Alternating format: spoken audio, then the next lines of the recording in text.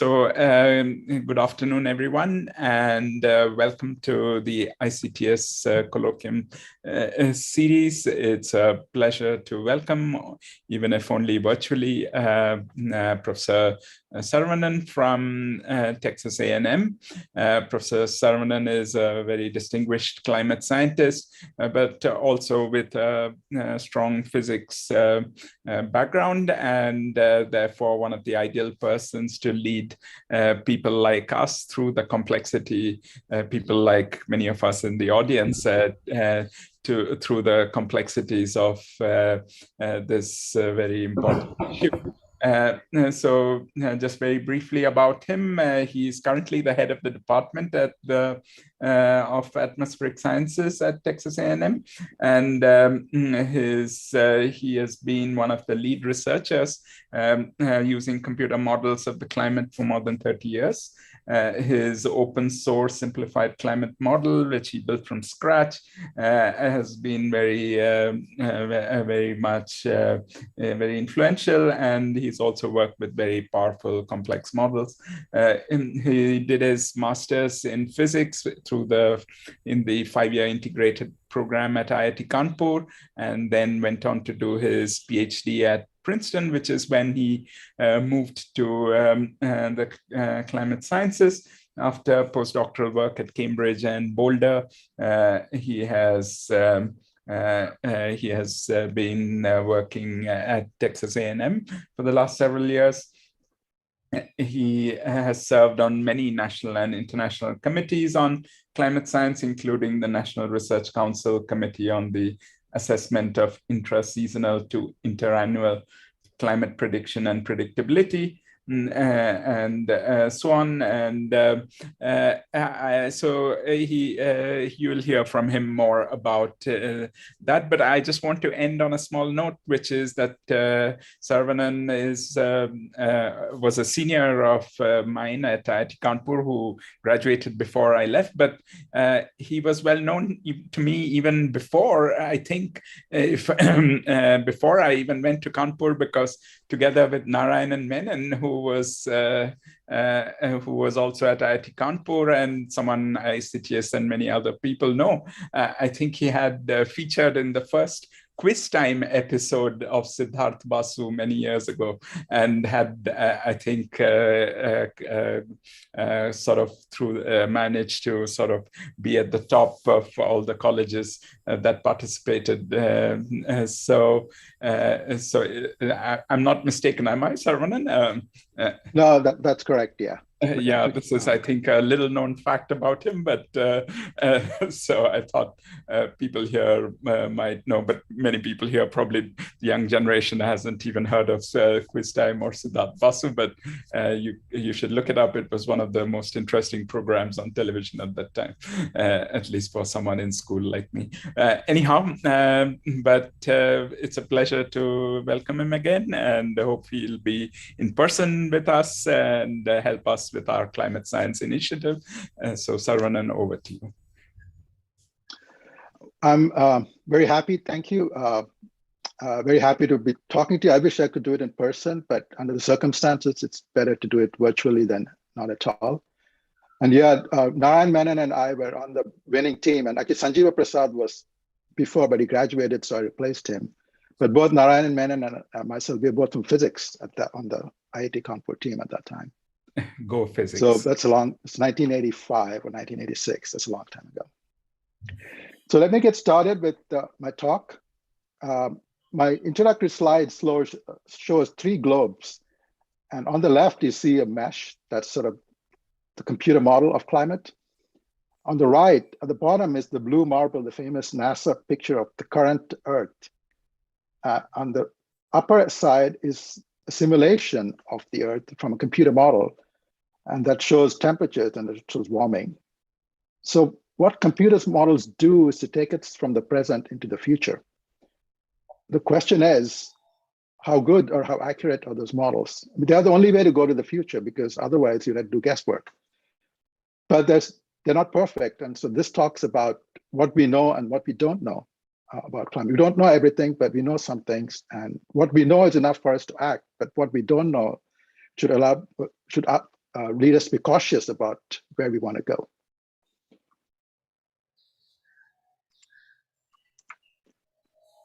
So I'll start with the headline. Actually, it's from today's Wall Street Journal newspaper. It's a coincidence. And the headline says, climate scientists encounter limits of computer models bedeviling policy. And supercomputer simulations are running up against the complex physics of programming thousands of weather variables, such as the extensive impact of clouds. So this headline from today's Wall Street Journal sort of summarizes the state of affairs with climate modeling. And this is about the model from the National Center for Atmospheric Research, where I used to work. I worked there for 12 years before I moved to Texas A&M. And if you have a chance to read the article, you can read it.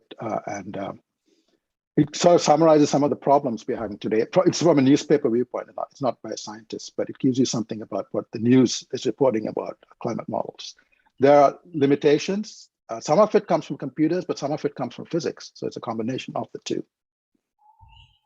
So brief bio, you already heard that in the introduction, but just quickly, I'm very happy to be talking at TAFR because it was TAFR that got me into fluid mechanics. SM Chitre was the person who introduced me to astrophysical fluid dynamics. This was 1985 in a summer program. And I went from Kanpur to TAFR, and he got me working on a solar convection problem involving mixing length and try to predict how deep the convection zone is for the sun. And before that, I had not really done much fluid mechanics. I'd done the Lorentz system, but that's very simplified Rayleigh-Benard convection. So this is what got me interested in fluid dynamics. I ended up doing geophysical fluid dynamics rather than astrophysical fluid dynamics. But the equations are basically the same. Actually, geophysical fluid dynamics is simpler because you have a liquid or air. Astrophysical, it's more complicated. You have plasma and a huge range of temperatures. So I did finish my MSc in physics in '86. I went to Princeton, and at that point, I'd switched out of theoretical physics into climate science. And I worked with Isaac Held, who was a student of Suki Manabe, and Manabe was also one of my teachers. He was the one who taught me radiative convective models. And then I went to the postdoc at DAMTP in Cambridge, studying fluid mechanics and trying to model the stratosphere. And then I went to Boulder, Colorado for the National Center for Atmospheric Research. And there I worked on analyzing climate models. And 15 years ago, I moved to Texas A&M. So I've been teaching courses. I teach courses on atmospheric dynamics, climate. And a few years ago, I became department head, but I'm still active in research. So in this talk, I want to be informal. I don't know whether people want to ask questions or not, but you can put things in the chat. And that's one way to do it without interrupting me. And I'll try to, when there's a break, I'll try to answer those questions. So feel free to put comments or questions in the chat. I'm looking at it. In person, I like to be interrupted and ask questions, but it may not work that well on Zoom, but so try using chat. So I'm going to summarize some of the history of climate science and climate modeling to give you the context, and then towards the end, I'll get to the problems that we face today. And let me start with John von Neumann. Some of you probably know him. He was in many fields. He was a mathematician, but he wrote a book on quantum mechanics, and he's also an economist. So he used so many different things. So he was a great theoretician, and he decided to apply his theory to practical use. And he was at the Institute for Advanced Study, and so that was not very common. There were people like Einstein and Gödel who were very theoretical, but von Neumann was very practical. And he worked on the nuclear explosions for the Manhattan Project, and after that for the hydrogen bomb. And he'd worked on fluid mechanics, looking at shock waves. And he thought, if you know the equations of fluids like air, you should be able to predict things into the future. You solve the differential equations and you can predict weather. So he had that insight and he decided to implement that. And it's very complicated to solve fluid equations for the whole globe. So he realized that he needed a computer. And he was in the process of designing a computer. It was going to be called the IAS computer, the Institute for Advanced Studies computer in Princeton. And what you see in the picture is the building of the Institute for Advanced Study. And this was in the late 1940s, after the Second World War, around the time of the Second World War, that he was doing this. But the computer was being built very slowly. And so what happened was another person was involved. His name is John Mauchly. And in the 1930s, he wanted to predict weather too. And he tried to do it very differently. He wanted to use statistics. So he realized, he thought there were correlations between sunspots and the weather. There's an 11-year cycle of the sun. And he wanted to analyze correlations in the data between sunspots and weather.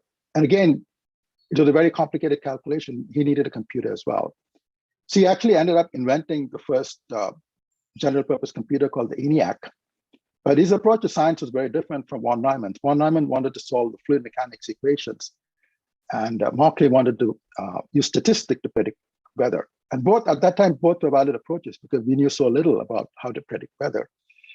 Prior to these people, weather was predicted basically by looking at weather maps, and experienced people would say, I saw this pattern, and this became this other pattern a few days later. And so it was more like empirical guesswork based on experience of people. It was not scientific. And what von Neumann wanted to do was make it scientific from a physics point of view. And what Mauchly wanted to do was try to do it statistically. And these are very, very different approaches. Mauchly didn't actually do that much, but he invented the computer. And in 1944, one of the Mauchly's team members met von Neumann at a train station in Maryland. And they just started talking, and von Neumann realized there was somebody else building a computer that was going to be ready. And he joined that project, and he decided to use the ENIAC, the first computer, to make the weather forecast because the IAS computer wasn't ready. So these two people sort of combined to make the very first weather forecast in 1950.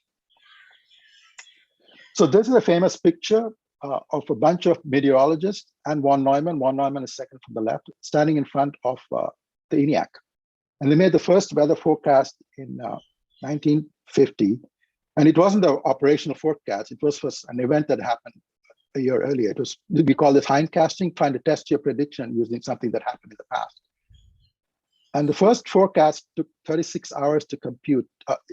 And the computer, it was a 24-hour forecast, but it took the computer 36 hours to compute it. And it was the computer was huge, but it had a memory of 40 bytes. I mean, it's a joke, kind of. It's a really small number of small memory, and it's very slow, obviously, compared to modern computers. So it took 36 hours just to solve the equations of the fluid on a globe, and just assuming one layer for the atmosphere. But the forecast had some value. It wasn't great, but what they showed was it could be done. So that was sort of a revelation that you could actually solve the equations of physics using a computer on a grid and predict the future, at least for a day or two. And the people on this picture, many of them went on to become famous. On the far right is a meteorologist called Jude Charney, who produced the very first climate report assessing something called climate sensitivity. I'll talk about that later. And one of the people not on the picture is another person called Joe Smagorinsky, and we'll talk about him. He went on to establish a lab in Princeton. So these people found out and spread sort of the gospel of physics-based computer modeling and meteorology. So what does a computer model look like? This is sort of a schematic from a paper. And what it showed, this is from a paper by Tapio Schneider. I forgot to put the reference. What it shows is that we take the atmosphere and divide it into a grid. The first model did it in a two-dimensional grid, but nowadays we do a three-dimensional grid for the atmosphere. And we could have 1 million grid points nowadays. And what we do is we take the differential equation and discretize it on this grid. So we take the continuous differential equation and discretize it, and then we solve it on a computer. If you put in the right initial conditions, the computer will predict how the fluid moves. And so that is the essence of predicting weather. But von Neumann was very ambitious. He didn't want to predict just the weather. So let's say you do a one-day weather forecast, you get tomorrow's weather. But what if you take the same weather model and you run it for infinite time, or many years, let's say? So at that point, all memory of the initial condition is lost because there's chaos. We'll come back to chaos later. So it becomes from a chaotic system, it becomes a stochastic system. But then the properties of the stochastic system are the properties of climate. You get the right number of hurricanes, the right number of tropical cyclones, the right number of monsoons, but they won't happen at the same time, in the same place. But you get the statistics of weather right. And climate is basically the statistics of weather. So von Neumann wanted to predict climate as well. And so he wanted to run this model out a very long time. So one of the first things that happens is weather is fundamentally a fluid problem. Dry air moving around can give you the basics of weather. But climate involves a lot more than just fluids. The important thing is radiation from the sun that heats the Earth's surface and then heats the atmosphere. It's shortwave and long wave radiation. And that is less important for weather and more important for climate. And then clouds, because clouds can reflect sunlight, and absorb sunlight, and can trap infrared radiation. And a model with the first models only have a few hundred grid points or a few thousand grid points. And the grid size would be something like 1,000 kilometers by 1,000 kilometers. So they couldn't capture clouds. Cloud can be 10 kilometers in size. But clouds are important for climate. So you have to represent them in the model. And so you can't solve it just using a grid because the grid would be too fine. It is still too fine for models. So what we do is what fluid mechanics people call turbulence closures. We try to come up with an approximate formula that represents the effect of everything that's not on the grid. And it's called a subgrid parameterization. And it's not just fluids, it's also things like aerosols, small particles, which are micron scale. They can also absorb sunlight and reflect sunlight. And that also need to be represented. If you're looking at trees need to be represented because they can emit carbon dioxide. So there's lots of small things that are parameterized in models using approximate formulas, and that's called subgrid parameterization. So what you see in the schematic is on the right is one grid box of a climate model or a weather model. What you see is small clouds within the grid box. And somehow we want to have formulas that represent these clouds. And these formulas are not going to be exact. The fluid mechanics equations called the Navier-Stokes equations are very accurate. I mean, that's how you design plane wings, for example. And if you're talking about flow over a wing, you can use a computer and simulate it with a great degree of accuracy. But to simulate clouds, to simulate trees, or just to simulate turbulence, it's pretty hard to do. And so that introduces errors in climate modeling. That's one of the importance of errors even today. And if you remember the headline from the Wall Street Journal, they were talking about the problems we still have in representing clouds. And today's models have a grid size typically of about 50 kilometer in the horizontal. So the box you see on the right is going to 50 kilometers. And you can see there are going to be lots of clouds within that. So somehow we have to represent the properties. And so essentially it's sort of a statistical representation in some ways. So it's sort of it's less hypothesis driven and more statistics driven in some ways. So people are thinking about machine learning and possibly using it to capture the effects of clouds, but you require lots of data to do that. And a field program to observe clouds is extremely expensive. So we don't have enough data. We do have satellite data, but that's not three-dimensional fully. So there's a lot of limitation in trying to do this using pure statistics as well. But this sort of gives you how we try to do models. We try to represent everything that's possible on a grid, and what's not possible, we try to use approximate formulas. Some of these formulas are based on physics. We might talk about how air rises if it's light and come up with a formula to represent clouds. And some of it is based on data, and you combine the two. If you have unknown parameters in your physics-based formula, you can test it with data. So there's a question from Sandeep Juneja. Yeah, I'll come back to the stochasticity issue. I have a picture which addresses that. So there's a joke which I heard when I went to Princeton. So on his deathbed, quantum physicist Werner Heisenberg is supposed to have said, when I meet God, I'm going to ask him two questions: why relativity and why turbulence? I really believe he will have an answer for the first. And that's still, Heisenberg died in '76, and he actually did his PhD on fluid turbulence, which is an obscure fact. And then he went on to invent quantum mechanics, which actually for him was easier to do. So turbulence is still an unsolved problem. Okay, so it just involves so many degrees of freedom. And turbulence combined with phase transitions, when it rains, water vapor turns into liquid, and that's what you need for a cloud. So turbulence combined with phase transitions and microscopic particles, it's a really, really complicated problem. So it's a very complicated application of basic physics. So this sort of summarizes the schematically how we do climate modeling. And I borrowed this idea from a famous quote by Donald Rumsfeld about known unknowns and unknown unknowns. So on the y-axis, you have awareness of a phenomenon. And on x-axis, you have the accuracy with which you can represent it. So if you start at the bottom right corner, there are unknown unknowns, things we don't know about. You're not aware of them, and we don't represent them accurately. And then we go to the top right corner. So we are aware of some phenomena like aerosols affecting climate. But we have to represent them using approximate formulas. That's the poorly known unknowns. And then we go into well-known unknowns, things like atmospheric radiation in the clear sky. We can represent using physics formulas very accurately. Actually, one thing you'll find is the standard textbook on atmospheric radiation, people often refer to Chandrasekhar's book because it was the astrophysicists who first studied radiation before climate scientists did that. And radiation, when there's no clouds, we can do very accurately, but when there are clouds, it's not very well known. So you have two kinds of uncertainty that you see in the top right box. You have a parametric uncertainty where you have unknown coefficients in a formula that you know well. And then you have structural uncertainty where we don't even know the formula. So the infinite possibilities for formulas for how aerosols affect climate, for example. And parametric uncertainty you can deal with the computer. You can change the parameter, explore the range of parameter values, and then study that. But in structural uncertainty, you don't even know the formula. So you try to guess the formula to see if it fits the data, but you might be missing a key component of the formula, and you always worry about that. And we worry about that for clouds. We worry about that for how carbon is absorbed by the ocean, how trees absorb carbon and store it on land. All that is poorly known unknowns. But you can't ignore it because we'll talk later. The carbon budget involves trees and ocean absorption. So we have to represent it somehow in our models. And finally, on the top left, we have the known knowns, which is you solve things on a grid, motion of air, which we can do very accurately.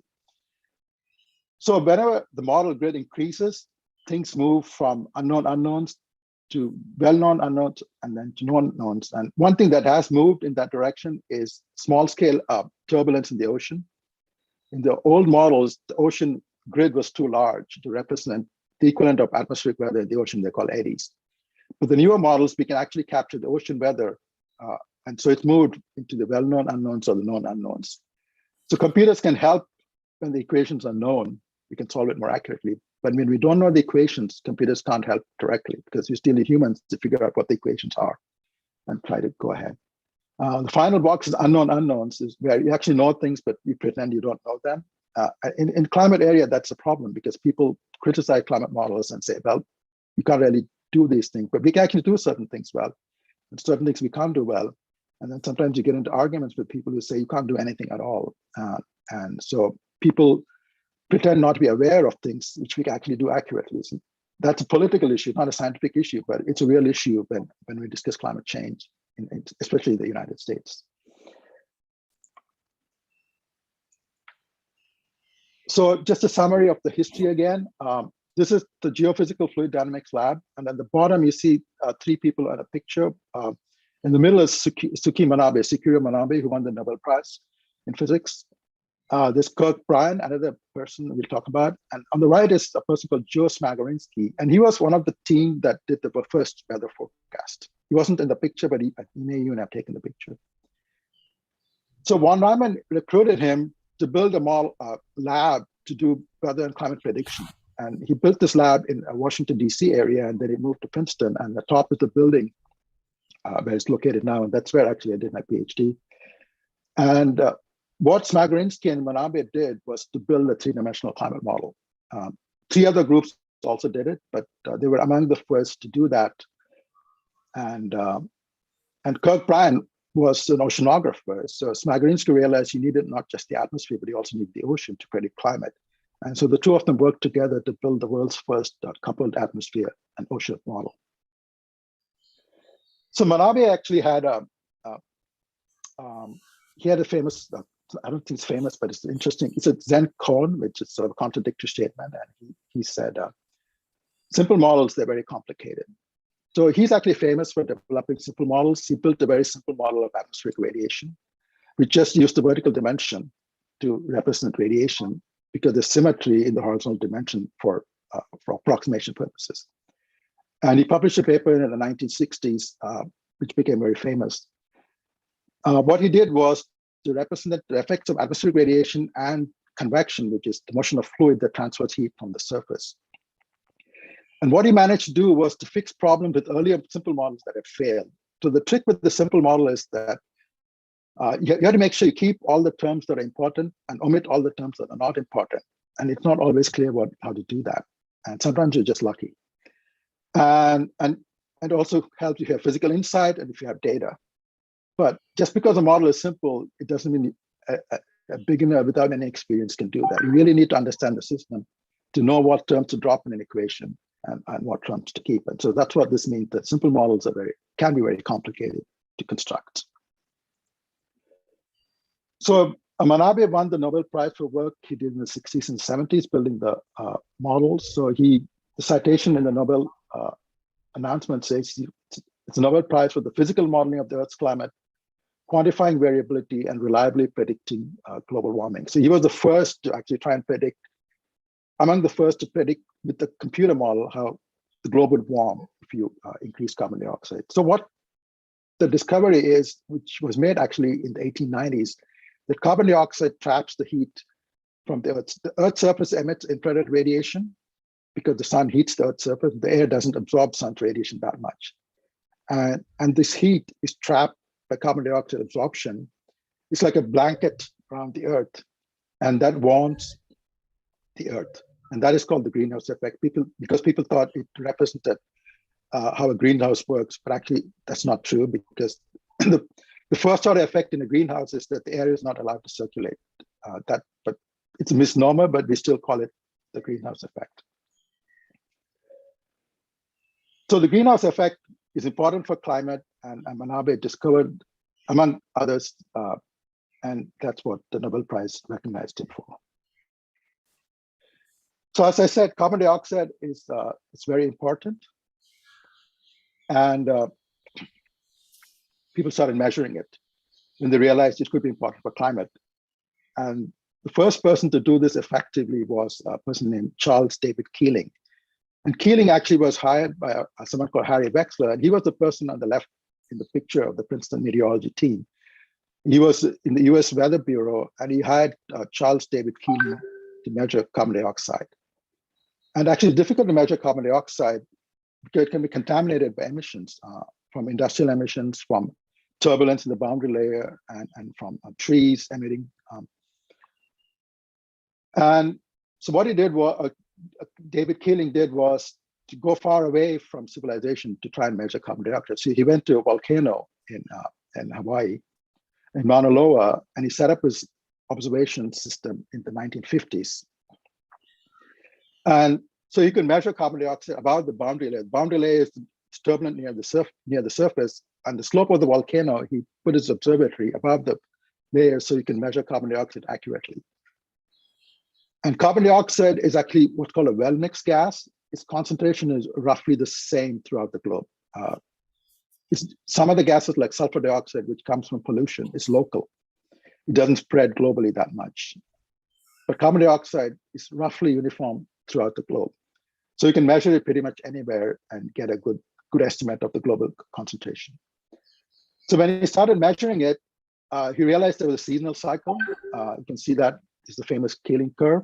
So it goes up and down with the seasons, and that's because the Earth's surface, the plants emit and absorb carbon dioxide. When plants grow through photosynthesis, they absorb carbon dioxide, take it out of the atmosphere. And when they die, they emit it. And that creates an up and down with the seasons, which you can see there. But the interesting thing is, in addition to the up and down with the seasons, Keeling noticed that there's a steady trend. And so in the late 60s and the 70s, he published a paper showing this trend. And this is when people started getting worried about climate change, because Manabe and others earlier had discovered that carbon dioxide is important for a greenhouse effect. And now we have Keeling saying that carbon dioxide is going up. So, and you can see what it looks like today, and the left panel is for the first 20 or so years. And so this is the carbon dioxide measurement from 1960 to 2020. And you can see it's sort of a very steady monotonic increase with the simple seasonal cycle superimposed on that. So all the things we have done, they've not changed the trajectory of carbon dioxide. There was a little blip because of COVID when economic activity slowed down, but it really didn't change the upward trend that much. So this is sort of what worries us about climate change. And let's try and relate this to the data we have for the temperature. This is the global temperature, global mean surface temperature for the period 1880 to 2020. And if you remember, the carbon dioxide concentration were accurately measured from 1960 onwards. So if you look at the portion of the curve from 1960, you see a steady upward trend. So you have roughly two linear trends, and they can be correlated. But correlating really linear trend is not really a very physically meaningful thing to do, because I could plot the stock market index that'll also show a linear trend. It doesn't mean the stock market index is causing the warming in temperature. So, but this gives us something to look for and something to sort of dissect. And so what climate models do is to allow us to dissect the causal relationship between carbon dioxide and temperature. We don't know yet how strong the relationship is, and this will sort of help us to do that. So what we do with computer models is to do sensitivity studies, where we take the whole model, put in the carbon dioxide increase in a simulation, and that is the black curve in this picture, going from 1880 to 2000. And on the y-axis is the global temperature change. And you can see it roughly reproduces the observed change. And the observed change is actually the circles. But what we can do in a model is to do experiments that we can't do in the lab, because there's only one planet. We can't do physics experiments with the Earth. That's called geoengineering. I'm not going to talk about that, but it's not advisable to do experiments with the planet. We're already doing one uncontrolled experiment. We don't want to do additional experiments. But what we can do in the model is take out something. We can take out the greenhouse gases like carbon dioxide or methane, which is also important, and a few others. And then do the simulation and see what happens. And we can put in the sunspot cycle. That's what motivated John Markley to invent the first computer. So we can ask the question, how do sunspots influence climate? And how do volcanic eruptions influence climate? There was a volcanic eruption just a week or so, two ago. And people think it'll cool the climate by like 0.2 degrees. So volcanic eruptions can cool climate. We can put that in a computer model and check that. And how about aerosols, which are industrial byproducts? How do they affect climate? And so this is called an attribution study. We try to attribute climate change to different factors. And with a computer model, it's pretty easy to do that. So what we see is that if you look at the black line, that's just, if you put all the factors in the computer model, it simulates observed warming rather well. But if you just put in greenhouse gases, that's the dashed line, and actually it's stronger than the observed warming. So greenhouse gas warming is stronger than the observed warming. Then you can ask the question, why didn't we see that stronger warming? And if you look at the bottom curve, that's the dotted line. If you put in just aerosol in the model, it shows cooling by about 0.4 degrees. So aerosols that started the industrial activity in the 1950s, if you look at the previous picture, between 1950 and 1980, the temperature didn't warm very much because of industrial pollution that's reflecting sunlight. So that is counteracting the global warming, and that's how you get the black curve. So that's the biggest negative effect. And as we remove pollution, actually, it's going to lead to more warming. So it's sort of contradictory that removing pollution is a good thing, but it can actually amplify the actual warming. But one of the big unknowns in climate modeling is how do you simulate the effect of aerosols? They're micron scale. They're not like large fluids. They're not like clear sky radiation. And it can have a big impact on climate. So simulating the effect of aerosols directly and their effect on clouds remains one of the biggest unknowns in climate modeling. You can see other small factors. Volcanic eruptions are episodic, but whenever it happens, you can get like a 0.2 degree cooling. You can put in solar forcing. There's a 0.1 watts per meter squared cycle that goes with the sunspot cycle. You can put that in the model. You can actually get a detectable signal, 11-year signal, but it's in the 0.1 degree range. So sunspots do affect climate. It's just that they're like less than 10% of the total effect. And this keeps coming up, that people say, oh, climate change is caused by the sun. Without any analysis, that's a plausible explanation, because the sun does warm the earth. But we have satellite measurements that measure the output of the sun, and it's pretty flat, except for this weak oscillation with 11-year period, which we have measured. If you put the amplitude of the oscillation in a computer model, then it predicts the global temperature will change by about 0.1 degrees. So that's about as big an effect there is. So there's a nice thing about models. We can do experiments which we can't do in the physical world. I'm going a bit slower than I expected, so I might rush through a few of these things. So how do we predict climate, though? The attribution studies tell us about the past. So to predict climate, we had to predict how we emit carbon. And to do that, we had to predict human beings, which we can't do. So what we do is we don't try to write equation for human beings. Some people talk about that, but we're not going to predict politicians, really. So what we do is to make assumptions about what humans might do, and those are called scenarios. We can assume that humans will do whatever they're doing now. It's called business as usual. Or we can assume humans will be proactive and reduce the emissions to zero. And what you see are the three scenarios there. The dashed line is the high emission scenario, there's a mid-range scenario, and there's a low emission scenario, which actually goes to zero emissions. And then I'm going to skip this. Oh, what happened? We had to convert these emissions into concentrations. So in the past, we used simple models to convert carbon dioxide emissions into concentrations. And you can see three different concentration trajectories for the future. And then what we do is to feed it into a computer model. And we can predict the temperature well into the future. So what you see in this picture at the bottom is what computers model predict for the past. It's called a hindcast. So they can reproduce past observations well. And the true prediction starts in 2005. And for the three different concentration pathways, we see three different temperature trajectories.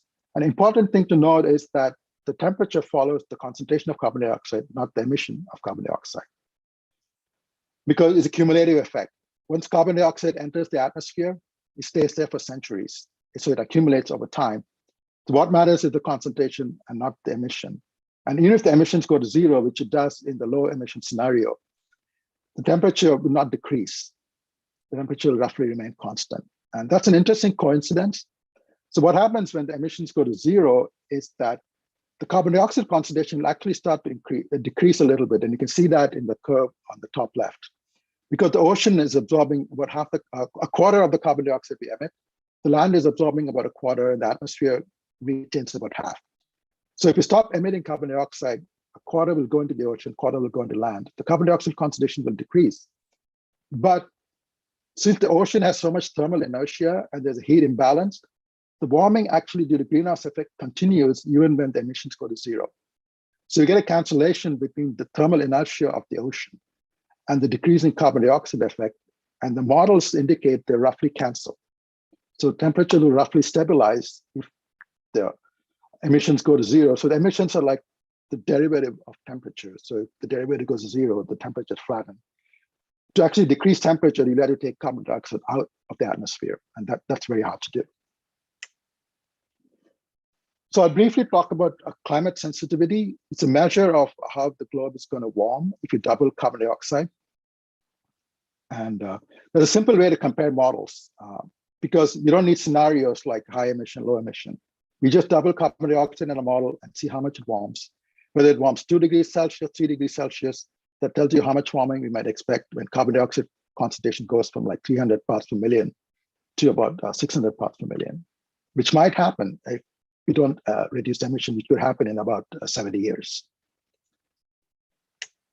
So what we can do is to plot a probability distribution function of our estimates of climate sensitivity using data. So we have data for climate sensitivity from past climates, going back to the ice ages and going back millions and tens of million years ago.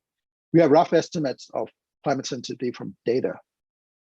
And then we have estimates of climate sensitivity from a bunch of models. Right now, we have 20 or 30 global climate models at various national centers, and they give us different estimates of climate sensitivity.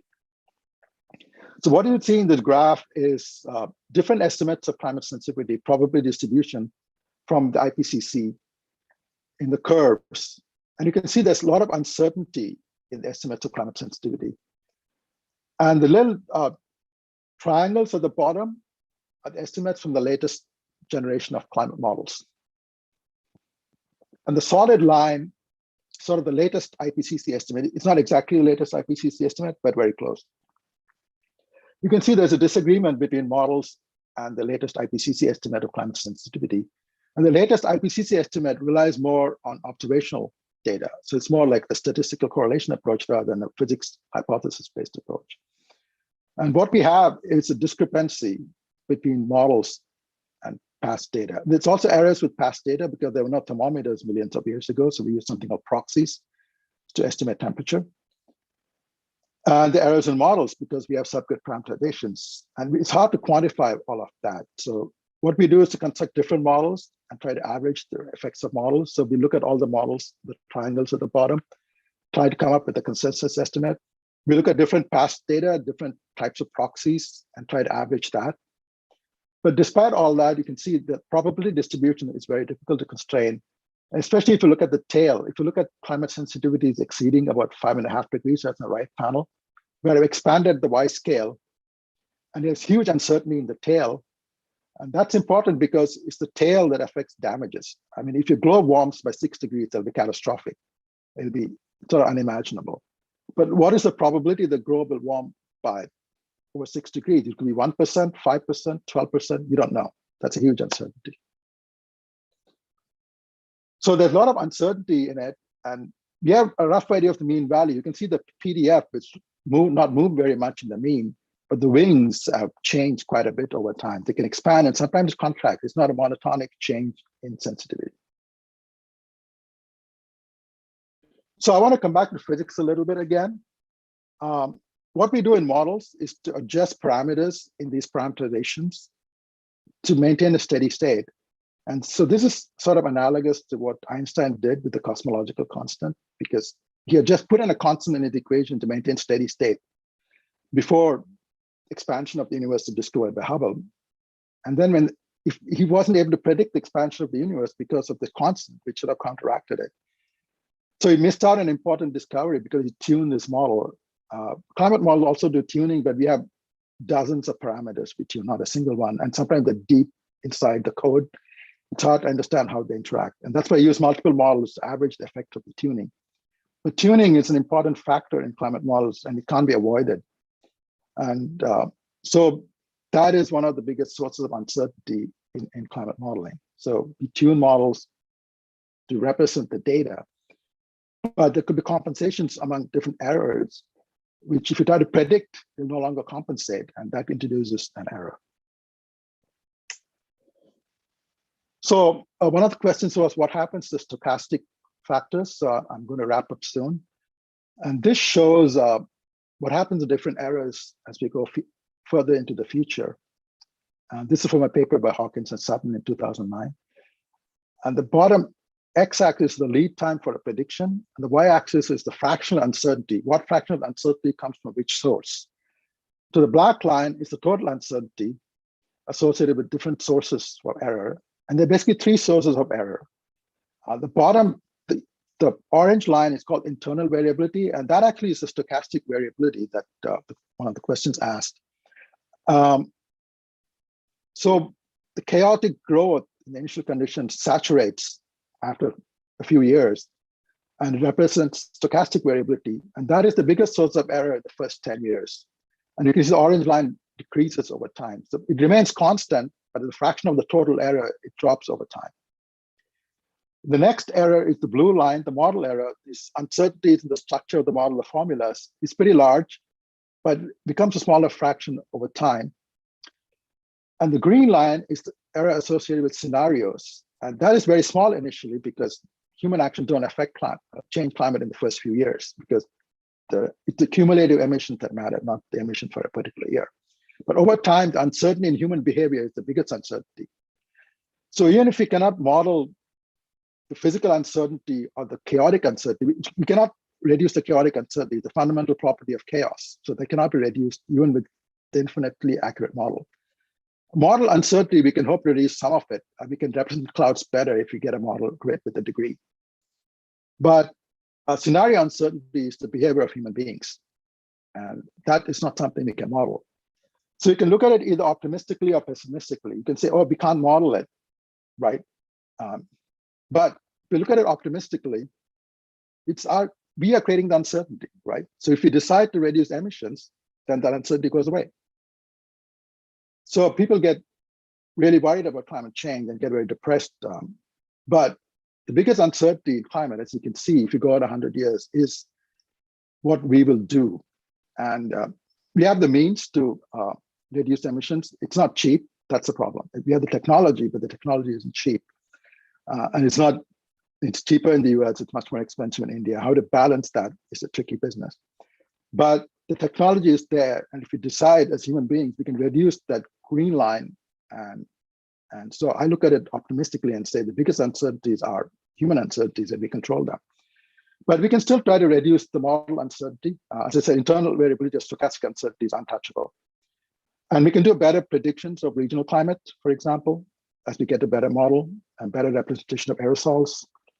So we can have some hope there, but we don't need all that to take action now to reduce the human uncertainty. Since we want to have discussion, I'm going to just quickly go over this slide. This is about limits of modeling. On the top panel, you see the skill of weather forecasts. On the left axis, it's a skill of a 3-day weather forecast. It's measured at the correlation between the predicted pattern in the upper atmosphere and the observed pattern. So it's measured in percentage. And there are two curves. One is from the northern hemisphere, one is for the southern hemisphere, and this is from the European Center weather prediction model. And the bottom is from 1980 to 2020. So it's the evolution of prediction skill over time. And you can see the northern hemisphere skill saturates in the last 20 years or so.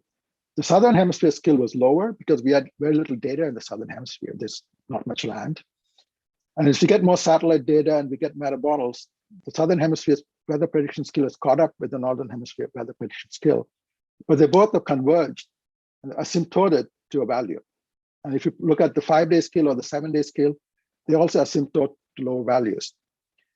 So there's a predictability limit to weather, which was discovered by Ed Lorenz in chaos theory. And it's an asymptotic limit. Having a more powerful computer will only get you asymptotically closer to better skill. It's very hard to predict beyond 2 weeks. So it's a limit to predicting weather beyond 2 weeks. So is there a similar limit for climate? Climate is not an initial value problem. So the predictability limit for chaos doesn't apply to climate. But I talked about structural uncertainty in models. How does that affect climate predictions? So on the bottom graph is climate sensitivity. You can see the label on the right, and it goes from 0 to 6 degrees. And the colored bars are model spread of estimates of climate sensitivity. And the first one was in 1979, and Jules Charney report showed that it was between 2 and 4.5 degrees. And you can see it hasn't changed very much, including the latest IPCC report. It's oscillated a bit, but it's not monotonically decreased to a single, narrowed down. And the green lines are what the IPCC has estimated as climate sensitivity. And IPCC combines models with observations. And you can see the latest estimate from IPCC, it's a lot narrower than what the models predict. So the models in the IPCC have diverged. And that's sort of worrying. But it says that as we put more parameters in the model, the uncertainty isn't decreasing because we are putting in more factors for clouds. That's actually increasing the spread. So that's sort of, if you recall the headline I showed you earlier, that sort of hints at that some aspects of climate are like aerosols, which are micron scale. We're now going to have a grid for a climate model that's micron scale. We'll have a grid good enough to resolve clouds, but not aerosols. So that gives us some limitations. So that, going back to the headline, what they found in the NCAR model was that when they started tweaking the parameters for clouds, the climate sensitivity became very large. And it's quite different from what it was like 5+ degrees. And that's way outside the current IPCC estimate. So it's still sort of a toss up whether we should trust the models or trust paleoclimate data, which has its own uncertainties. So that's sort of the state of the art in climate modeling now, trying to reconcile these two things. So to leave time for discussion, I'll get to the summary. So some of the challenges we face are that we have Moore's law. The computers are getting more expensive, they're more power hungry. But climate models don't run very efficiently on GPUs. GPUs are good for machine learning, but climate models solve differential equations and they don't parallelize very well. People are trying to use machine learning for climate models. That's sort of a statistical approach, and that's still in its infancy right now.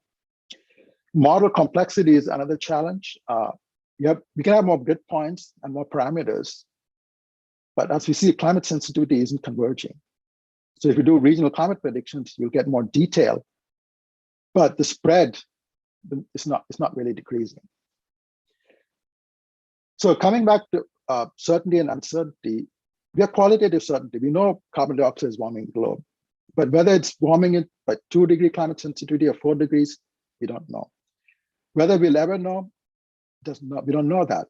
But with the human uncertainty, we can reduce that and we can narrow the warming. So that's the key thing.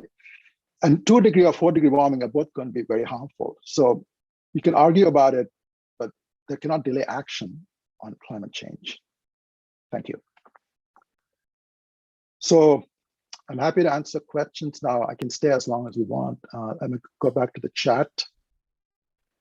Before I get to the chat, does anybody want to ask the question in person? Go ahead. Let me start. Rajesh. Yeah. Hello. No, I was just clapping, but I think there are maybe the people who were asking the questions in the chat, maybe they should. Okay. So I'm happy to address those things. Let me see, a great talk, by the way. Thanks a lot.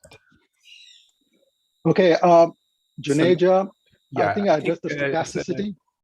Do you want to follow up? Yeah, so number of questions. So in the model, where do we inject stochasticity in the climate model? Because if it's just differential equations, it's deterministic, right? So exactly what are the probabilistic elements that we are entering into our inputs? We don't need to, the initial condition stochasticity is easy because the memory is lost. So people put stochasticity in the parametric uncertainty. They change the parameters stochastically. That's what they do. They're called perturb parameter ensembles. So if there's a coefficient equation for clouds and the range of values with the probability distribution, you try sample that range of values. So that's how you put it in nowadays. It's very expensive because you do a long simulation for each value of the parameter. But the initial condition uncertainty comes about automatically because of nonlinear error growth. Okay, so and which one is important? Which one persists amongst the you remember I showed you the graph? For the first 10 years, the stochastic uncertainty is the biggest component. If you're doing a 100-year prediction, it's model uncertainty and scenario uncertainty. But the model uncertainty involves the stochastic uncertainty parameters too. So now this aerosols seem to be quite significant. So can one think of engineering kind of harmless aerosols which have a benevolent effect, but nothing, it's not like increasing pollution or something? Well, that's a very good question because we had a seminar speaker last semester. He's from Harvard.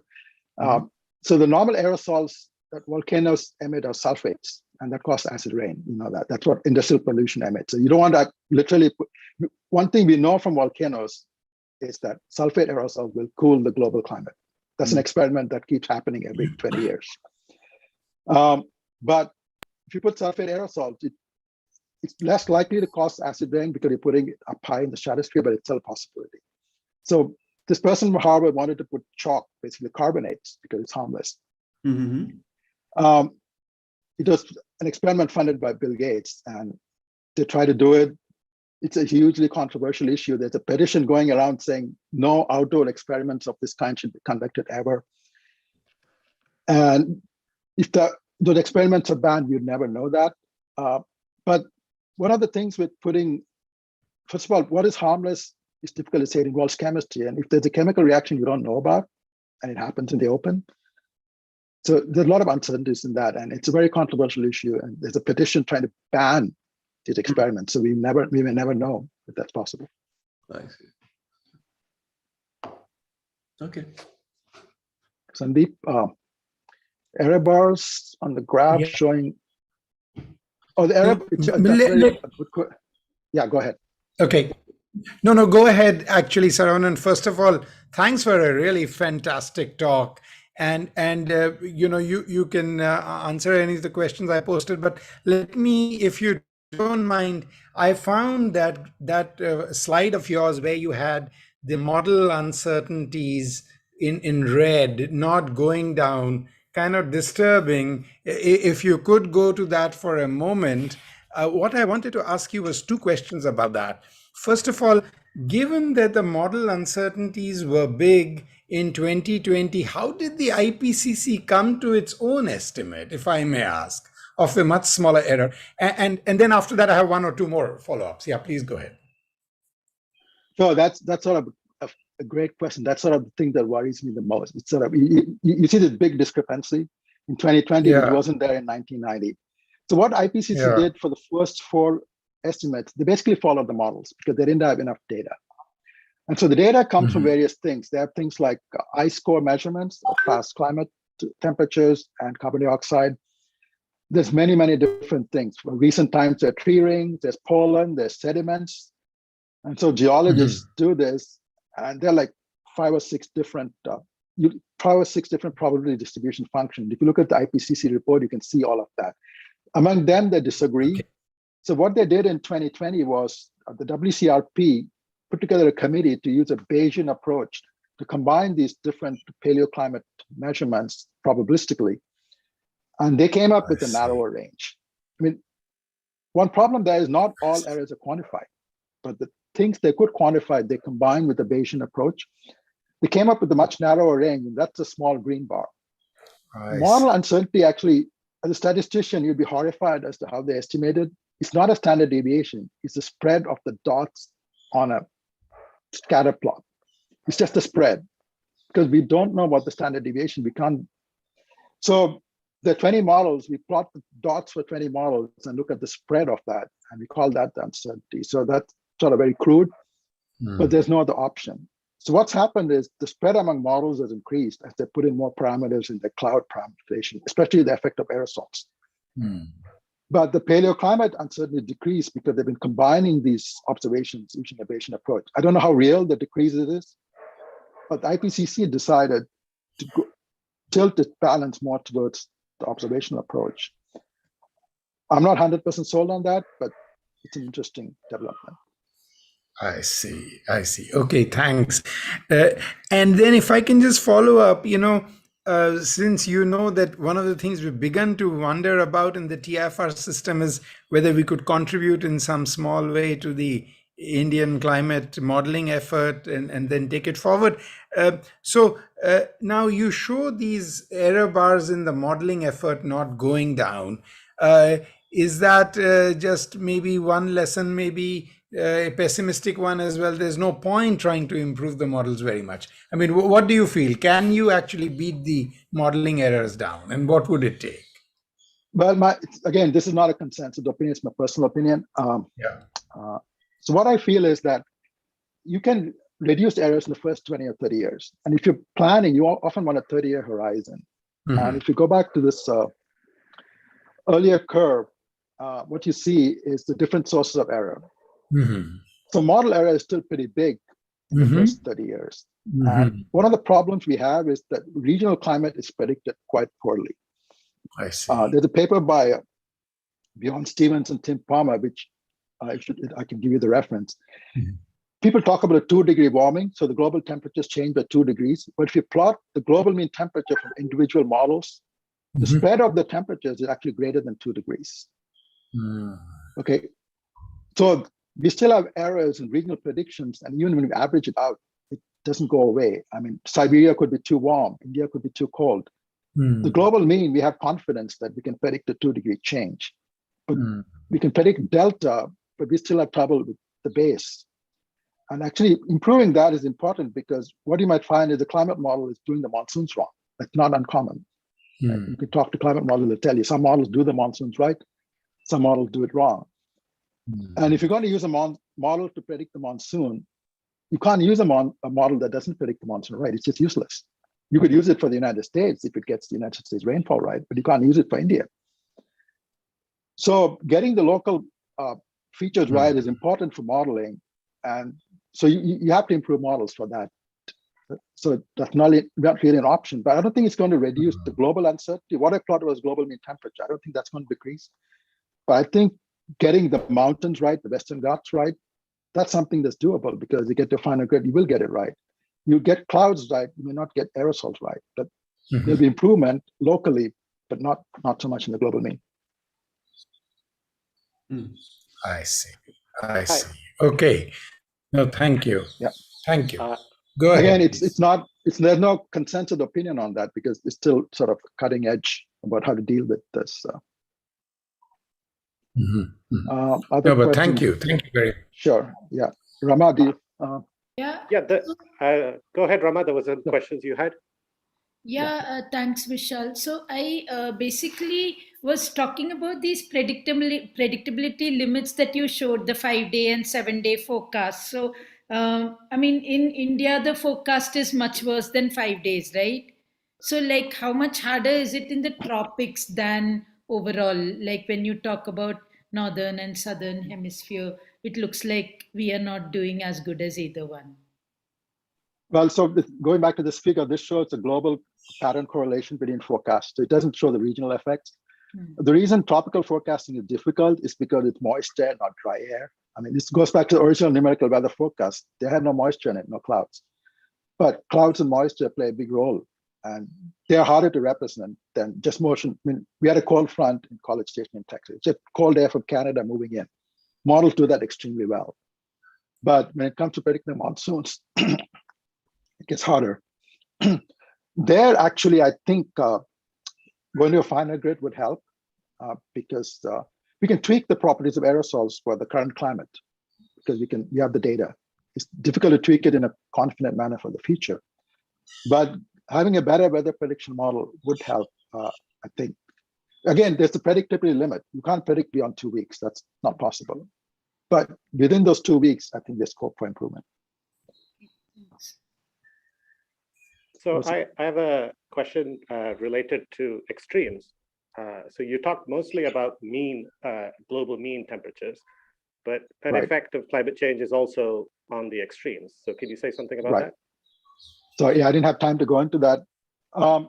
That's sort of the hot topic nowadays because extremes attract a lot of attention.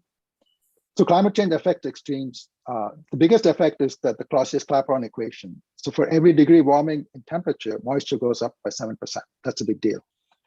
And so when moisture goes up, moist processes get amplified because moisture, it rises up, condenses, releases heat, and that can amplify the process.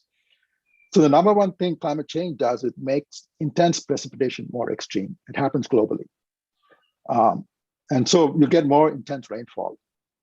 And on the average, actually rainfall will increase because there's more moisture. But that won't happen uniformly. So you might get more moisture in places that don't want it and less moisture in places that need it. So more moisture globally doesn't mean more rain in every place. So droughts could get worse and flooding could get worse. Again, most models suggest this is going to happen, but in a particular region, it's hard to pin it down. Because again, just like it's hard to predict monsoons, it's hard to predict intense rainfall with great accuracy. So the tail of the distribution, we can get the middle of the distribution right, but it's still hard to get the tail.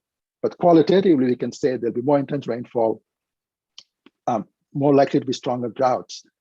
And so that's sort of the first indication of climate change that you see, because the mean temperature rise is very small, but the change in extremes. If you think of a Gaussian, the tail can change quite rapidly because of the slope. So that's where you'll see the first indications of climate change. So on a related front, but how much does that kind of spatial variability that is seen because you're looking at extremes, how much does the spatial variability contribute to the overall climate sensitivity? I mean, if the models disagree on the climate sensitivity, is it because they're actually doing the variability different? That's a good question.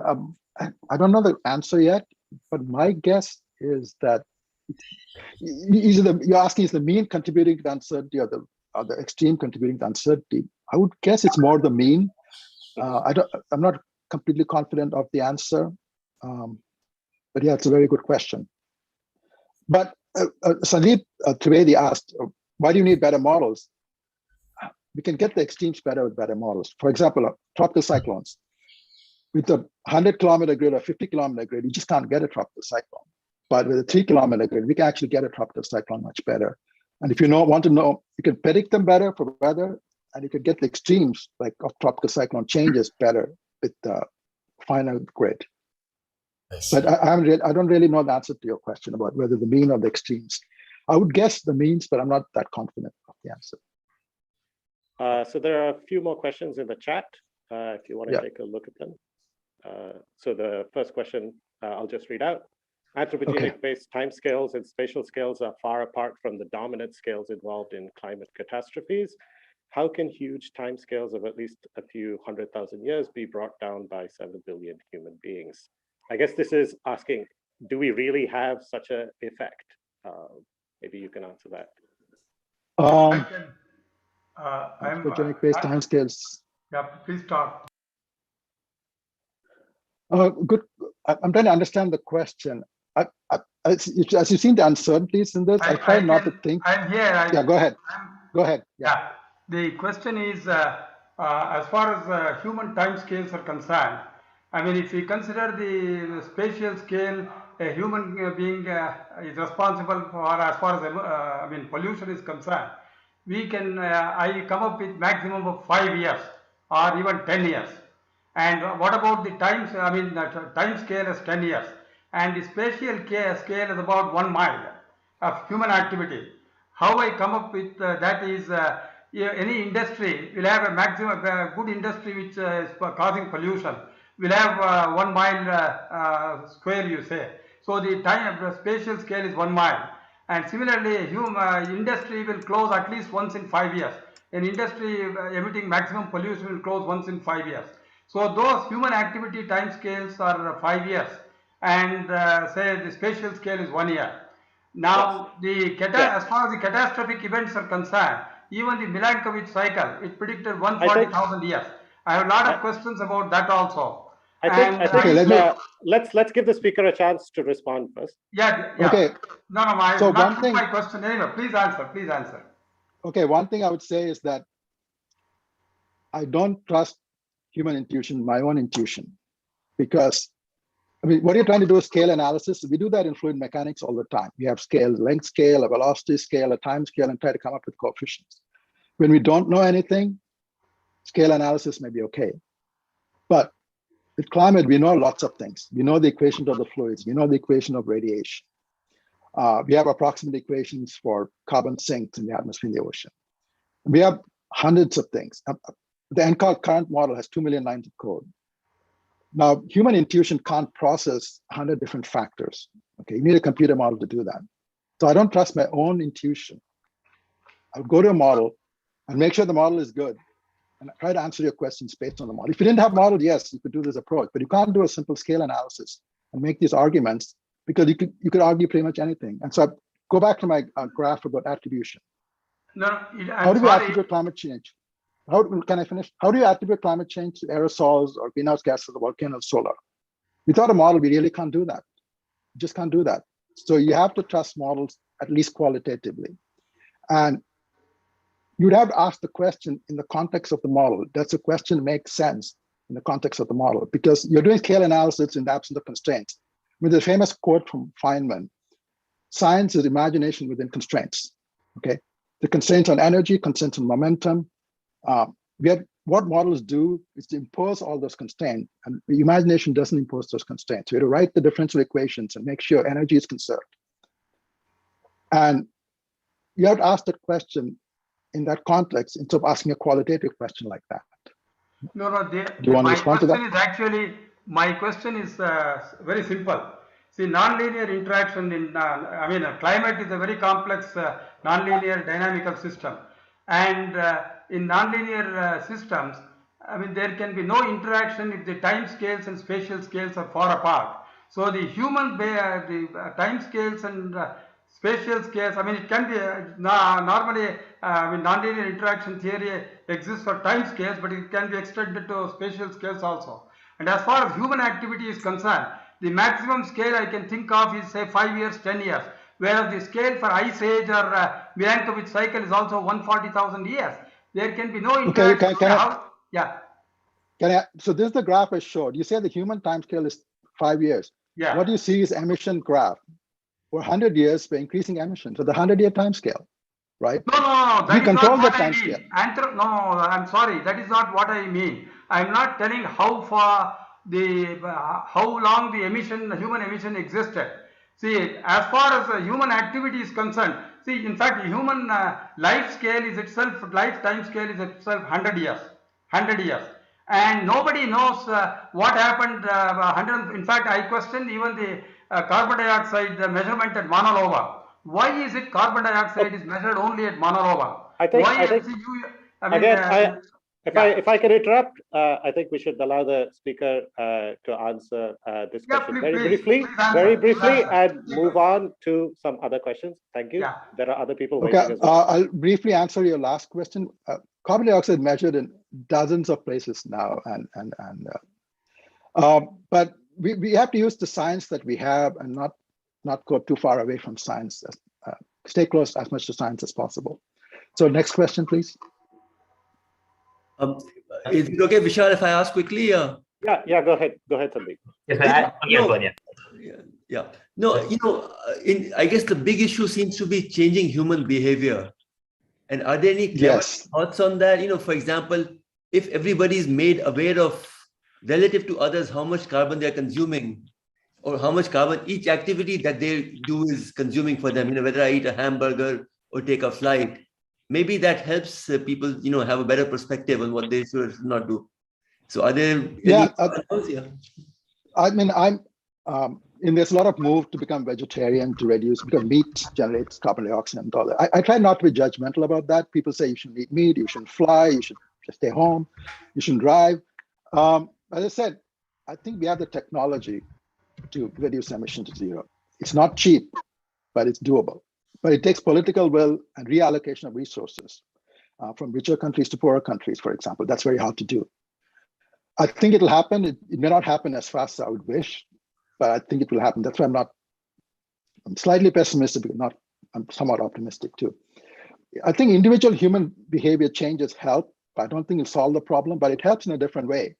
When you change your behavior, you start thinking about the problem.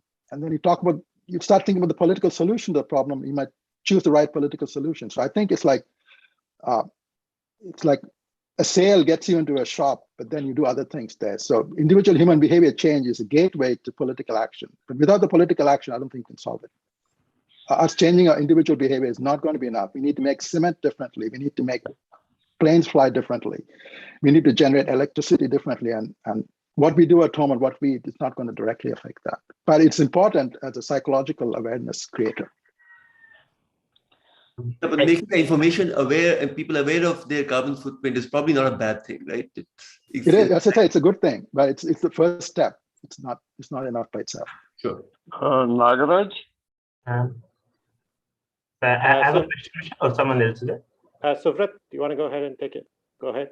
Sure. Yeah. So my question is somewhat a philosophical question. So usually, when we have empirical data and we have a theory, there's some process of falsifiability we use to define theories. So do we have an understanding of what we should do in the case of models? I mean, this is maybe to put it in context. You showed this graph where the uncertainty of models was increasing, but is there a time when we might say that a particular model we just discard? Or is it just that, if it doesn't match data, we tinker with some parameters and make it match data, but we never really discard the model? So is there some analog of, some criteria of falsifiability that we should apply to models here? So that is sort of the fundamental question in climate modeling. What you asked is what I struggle with and many people struggle with. There's no easy answer to that. Weather models is easy.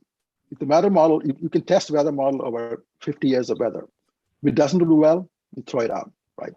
And it's a no-brainer. And people go back and tweak it and make it better.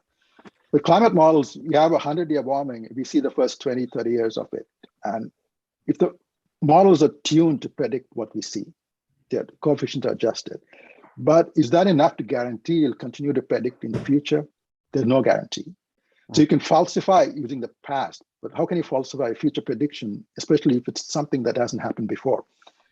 And Sandeep Trivedi's question about the IPCC having a narrow bound for climate sensitivity and the models giving a broader bound, the IPCC essentially rejected the high sensitivity models. If you read the IPCC report, you'll see they make predictions where they weight the high sensitivity models low. So they've actually done what you said.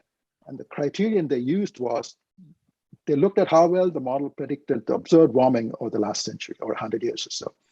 And if a model over predicted it, it was downweighted. If the model got it right, it was upweighted. I mean, it's not that easy to justify it, but it sort of seems like a practical solution. So people are using predictions of the past to downweight models, in some sense falsify it. But it's still possible that a model that's downweighted actually is representing the process better out in the future. But the process isn't important in the past, so it got downweighted, and there's no way we can rule it out. It's just the unknown. It's the unknown, and we can't rule it out. I mean, in terms of policy, doesn't it make a very significant difference? Because if you look at the upper and lower end of the model sensitivity, it completely changes how seriously one would take the problem, right? If you're on the upper end, it means the problem is extremely serious. If you're on the lower end of that graph, it means that, some of these people who say, we should continue with business as usual. I think maybe the slide before that, the one where you had the IPCC comparison with this of the climate sensitivity. Oh, where's that? Yeah, this one. Yeah, this one, exactly. So if you look at the lower end where the climate sensitivity is like lower than 2 degrees, that's saying, maybe we continue with usual. And so doesn't it? Yeah. Okay, there are two answers to it. I tend to focus on the mean, which hasn't changed, which is a good thing. And sometimes in science, mean changes, and that's a bad thing. But in this case, the mean hasn't changed. So I would base the policy based on the mean, because that's something that's reasonable. Now, economists want to know the tail, because if it's 6 degrees, there's going to be trillions of dollars of damages. My feeling is you never know the tail, okay? You're never going to know the tail. You have to deal with it qualitative. People talk about collapse. I didn't talk about collapse. There could be ice sheet instabilities. A glacier in Antarctica could collapse. There could be the thermohaline collapse. There could be permafrost thaw collapse.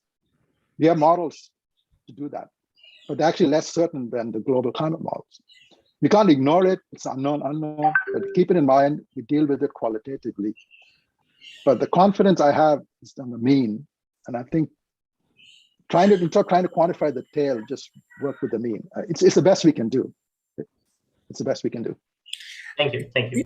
I'm very sorry to be out of turn, and Vishal, please shut me up. But can I quickly come in, Saravanan, if you'll permit, and you can answer it, not at all, as a quick follow-up to just exchange which just happened. Saravanan, if we put in some kind of human behavior, can we, that is, we say we will cut emissions by date X, and put in that aspect of human behavior in our modeling, the green line, can we predict the consequences on the mean with considerable confidence? As you say, let's go after the mean. Sorry, yeah. So that's exactly this figure. This is from the IPCC AR5, but the AR6 is not that different. Okay. So what we do is, I think models that try to predict as I said, as introduce more parameters in the model, it increases uncertainty. We put more parameters in clouds to increase the uncertainty. I wouldn't say uncertainty, at least the spread. Yeah. You put in human beings, that's the biggest uncertainty there is. I don't think it's going to reduce the uncertainty, it's going to add to it. Yeah. I think it's better to make assumptions about human beings rather than predictions. Right. Okay? So what you see is on the top left, assumptions about how humans will behave. And we can make any assumption you like. You put constraints like how much coal is underground, how much oil is there. You put those constraints in, and then you make those assumptions.